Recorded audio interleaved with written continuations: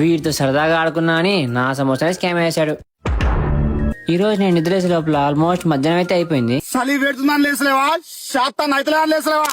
ఇంకా అప్పటికే మా వాడు కాల్ చేసి బయటికి పోదాం రమ్మన్నాడు. అలా వాడితో కలిసి మన ఎస్విసి కాలేజ్ దగ్గర ఉన్న అమర్ఫతి కేఫ్ కి వెళ్ళామా. అక్కడ నేనేమో ఓరియో మిల్క్ షేక్, మా వాడేమో chicken noodles French fries order చేసుకున్నాము. మార్నింగ్ వీటితో స్టార్ట్ చేసి హెల్తీ లైఫ్ స్టైల్ అనేది పక్కన పెట్టేశాం.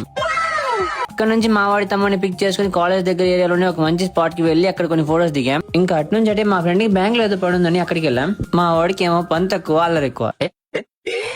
ఇంకా మా వాడు ట్రాన్సాక్షన్స్ అన్ని ఒక పాస్బుక్ లో ప్రింట్ చేసేస్తున్నారా ఈ మిషన్ దగ్గర ఉండమన్నాడు. ఇదేంటో గంటలు ప్రింట్ చేస్తూనే ఉంది.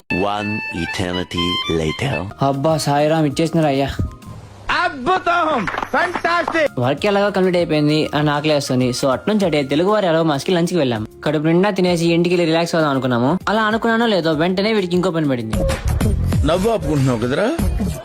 అసలు మేము పోయేదే వీడి పని మీద, కానీ వాడు ఎక్స్ప్రెషన్ చూడండి ఎలా పెడుతున్నాడో. ఓయమ్మా చానా చిన్న సెకల్ లేవురా నీలో. అలా తిప్పి పిప్పి చేసి ఈవినింగ్ 5:30 ఇంటికి వదిలాడు. ఇట్టాడు కదా అవుద్దని అన్నిసార్లు అడిగారు ఎక్కడికి వెళ్తున్నావు అని. అలా ఒక 1 అవర్ రిలాక్స్ అయ్యి వెంటనే మన రెగ్యులర్ స్పాట్ అయిన గుమ్మం కేఫ్ కి వెళ్ళిపోయాం. అక్కడ వీటితో సరదాగా ఆడుకున్నామని నా సమోసాని స్కామ్ వేసేసాడు.